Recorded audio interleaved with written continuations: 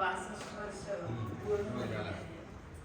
61 साली जेव्हा मी 11वी SSC ला होते त्यावेळेला हे यांच्या मित्राकडे, आमच्या शेजारी यांचे मित्र राहायचे जळगावला, त्यांच्याकडे आलेले होते आणि त्यांचं माझ्या आईवडिलांशी बोलणं झालेलं होतं यांच्या स्थळाबद्दल, पण मला काही कल्पना नव्हती. तर त्या आईकडे जेवायला यांना बोलवलं होतं. जेवण वगैरे झालं, गेले हे. यांनी मित्राला सांगितलं मला ही मुलगी आवडलेली आहे असं. आणि दुसऱ्या दिवशी मला ते विचारायला आले त्यांचे मित्र, तुला तो काल आलेला मुलगा कसा वाटला? म्हटलं कुठला मुलगा? म्हणजे काल नाही का आपल्याकडे जेवायला होते ते, कसा वाटला म्हणजे कशाबद्दल? म्हणजे तुझ्यासाठी आम्ही विचार करतोय लग्नासाठी त्याचा. म्हटलं मी नाही पाहिलं त्याला, मला आधी का नाही सांगितलं तुम्ही? मी त्या दृष्टीने पाहिलं असतं ना. म्हणजे नाही, आम्हाला वाटलं तू पाहिलं असेल. म्हटलं नाही, मी त्या दृष्टीने नाही पाहिलं, मला नाही सांगता येणार त्याबद्दल. पण ठीक ठीक आहे म्हटलं, तुम्हाला सगळ्यांना आवडत असेल तुम्हाला चालेल. मग असं म्हणताना मग लग्नाचं माझा होकार त्यांनी समजला, त्यांना समजलं आणि त्यांनी लग्नाचं बोलणी सुरू केली. मग यांचे भाऊ आले, नातेवाईक आले, काका वगैरे, ते बघून केले मला आणि त्यांनी पसंती सांगितली. म्हणजे हे अरेंज मॅरेज झालं. मग नंतर काय झालं की यांचे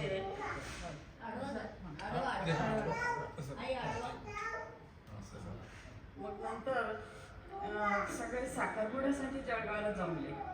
तर यांच्या मेवण्यांना घ्यायला गेले.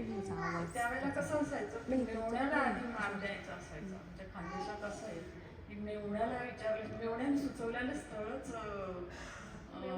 चालकांनी करायला पाहिजे असं असायचं. त्यांना डायरेक्ट साखरपुड्याला घ्यायला गेले तर त्यांना काही ते रुचलं नाही, ते आले नाही साखरपुड्याला. आणि मग त्या दिवशी आमचा साखरपुडा झालाच नाही. सगळे जमले, जेवण करून निघून गेले. नंतर सगळेच नाही म्हणायला लागले, गावचे लोक पण, त्यांचे भाऊ वगैरे काका, एवढे नाही म्हणतात, मग आपण दुसरी मुलगी पाहू. पण हे म्हटले नाही नाही, मला तीच मुलगी करायची, मी करीन तर त्याच मुलीची लग्न करेन. मग सगळे संभ्रमात पडले, आता काय करावं. असं करता करता झाले, जवळजवळ 7-8 महिने उलटून गेले, पण कोणीच पुढाकार घेईना. शेवटी यांनी सांगितलं आईला, मला करायचं तर तेच करायचं. मग आईने सांगितलं चालेल, सगळ्यांनी विचार केला चालेल. ते अरेंज मॅरेजचं रूपांतर लव्ह मॅरेजमध्ये झालं. सगळ्यांना असं वाटायचं की यांचं लव्ह मॅरेज आहे. कशी असेल मुलगी? गावातल्या लोकांना खूप उत्सुकता, गावाचा एवढा आग्रह आहे, कशी असेल मुलगी, काय एवढा आग्रह याचा. आमचं लग्न झाल्यानंतर मी आले बरोबर. हळदीच्या वेळेला सगळे गावातले बायका माणसं सगळे नवरी पाहायला म्हणून यायचे त्यावेळेला. तर आंघोळीच्या वेळेला मग हळद काढायची असायची त्यावेळेला. सगळे जमले, सगळ्यांनी पाहिलं, अरे वा, खरंच आबाचा आग्रह ठीक होता बरं का, बरोबर. आणि सगळ्यांना खूप छान वाटलं. आणि माझं असं झालं की सगळे विरोध करत आहेत, तर मला आता याची मनं जिंकून घ्यायला पाहिजे. तर त्याकरता मला एवढा अट्टहास करावा लागला, स्वतःच्या मनाविरुद्ध सुद्धा मी काही गोष्टी केल्या आणि सगळ्यांची मनं खूप जिंकून घेतली आणि सगळ्यांना खूप त्याबद्दल छान वाटलं. त्यावेळेला SSC 11वी होणं म्हणजे गावातल्या कोणाचीच मुलगी किंवा सून एवढी शिकलेली नव्हती. शिकलेली मुलगी येणार आपल्या गावात, मग ती कशी वागेल. मग माझ्या सासूबाईंनंतर काही बायका म्हणायच्या, आजी तुमच्या तर सुनेची तुम्हाला सँडल पुसावी लागते. माझी म्हणायचे हा हा बाई, माझ्या नशिबात असेल पण करेल, तसं पण चालू शकते. पण मग आता काय, माझ्या नशिबात जे असेल ते होईल. पण मग माझ्या वागणुकीने त्यांना इतकं छान वाटलं की शेवटी त्यांनी म्हातारपणी एवढी सेवा केली त्यांनी मला इंदिरा गांधीची पदवी दिली. त्या म्हणल्या नाही नाही, माझी इंदिरा गांधी माझी खूप सेवा केली. इंदिरा गांधी पंतप्रधान होती, ते त्यांना माहिती होतं की देशाचा कारभार ही बाई चालवते. तर तसा संसार मी सगळं केला आणि त्याचा मला खूप अभिमान वाटतो. नंतर मग लग्नानंतर पंचकन्या झाल्या पाठोपाठ आणि शिक्षण वगैरे. मला असं वाटायचं की मुलींना स्वतःच्या पायावर उभं केल्याशिवाय मी त्यांची लग्न करणार नाही. तर मुलींना शिकवायचं हे माझं पहिल्यापासून मनात होतं, आमच्या दोघांच्याही. आणि मग सुनीता मेडिकलला गेली.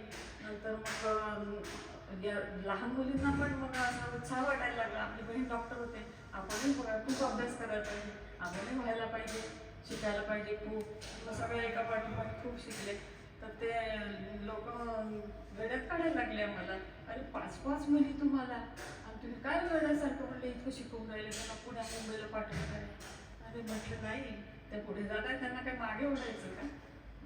मी विचार केला, म्हटलं नाही, मला तर सगळ्यांना स्वतःच्या पायावर उभं करायलाच पाहिजे. आणि त्या दृष्टीने मग मी सगळ्यांना उच्च शिक्षण दिलं आणि त्यांची सगळ्यांची लग्न बिना हुंड्याने त्यांची शिक्षणच आपण झाली. याबद्दल मला खूप अभिमान वाटतो. मला सगळे जावई खूप संस्कारित आणि सुस्वभावी मिळाले, प्रेमळ मिळाले.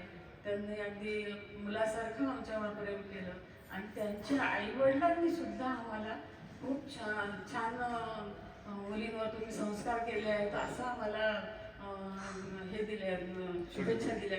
खूपच चांगले संस्कार केलेत मग तुम्ही. तर त्याबद्दल मला खूप छान वाटतं की सगळे नातेवाईक, त्यांचे नातेवाईक सुद्धा आम्हाला छान मिळाले. याबद्दल आम्ही स्वतःला भाग्यवान समजतो. आणि संसारात तर थोडे वादविवाद होतातच. आमच्याही काही मध्ये झाले असतील वादविवाद.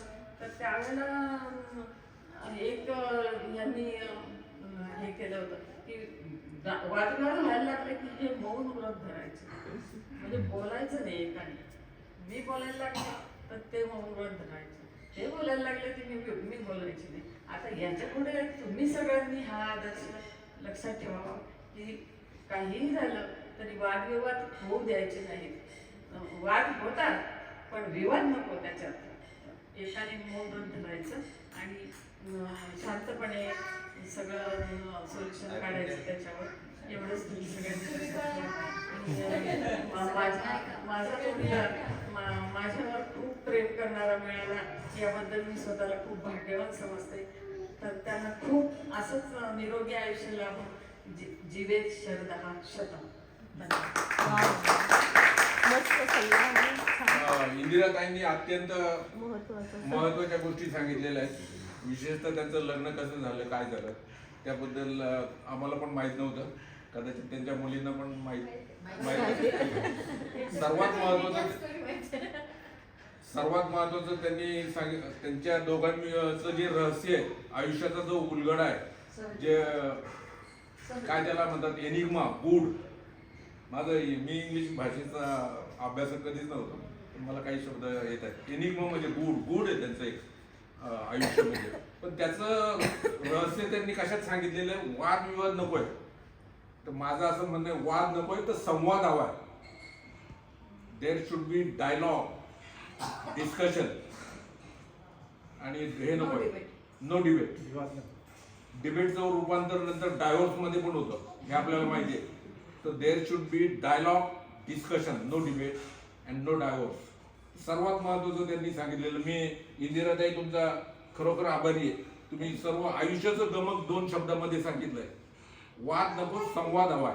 आणि वाद झाल्यानंतर कोणाची तरी जबाबदारी आहे की आपण एक पाऊल मागं घेतलं पाहिजे, मौन पाळलं पाहिजे. आपलं काय होतंय, आपलं म्हणजे मी पण आहे त्याचं, असं नका समजू का मी तुम्हाला काही हे करतो, एक परमपूज्य शंकर काही सांगतायत असं काही नाहीये. मी सुद्धा तुमच्या मधलाच आहे. आपण वादविवाद कुणी यांनी माघार घ्यायची का त्यांनी माघार घ्यायची, मोहम्मदानी पर्वताकडे जायचं का पर्वताने मोहम्मदाकडे जायचं, याच्यात आपला वेळ जातो, वाद वाढत जातो आणि मग दोघांचंही नुकसान होतं. एनर्जी डिप्लिशन काय म्हणतात त्याला, एनर्जी कमी होते दोघांची, त्याचा कामावर परिणाम होतो. आणि आपण बहुसंख्य सगळे डॉक्टर्स आहोत. आपला परिणाम झाला तर आपला पेशंटवर ट्रीटमेंट देण्यामध्ये परिणाम होतो. आणि म्हणजे आपण पर्यायाने पेशंटवर अन्याय करतो, हे लक्षात घ्या. हे एवढं सोपं नाहीये. वादाचे परिणाम काय होतात, दुष्परिणाम काय होतात, तर वाद न घालता आजच्या सर्व कार्यक्रमाचं एक सूत्र इंदिराताईंनी सांगितलं. खरंच मला त्यांचं कौतुक आणि आभार पण मानावेसे वाटतात आपल्या सर्वांच्या वतीने. वाद नकोय, त्याला मी जोडतो माझा शब्द संवाद हवाय. आणि मौन पाळा, मौनामध्ये सर्व गोष्ट, मौन पाळा. आता मी आपल्या सर्वांचा जास्त वेळ घेत नाही. आता आजचे उत्सव मूर्ती आणि आपल्या आदर्श मूर्ती, ज्यांचे पासून आपण अनेक गोष्टी शिकलेलो आहोत, ज्यांना आपण आदर्श मानतो, असे आपले पप्पाजी तथा आबासाहेब हे 2 शब्द व्यक्त करते.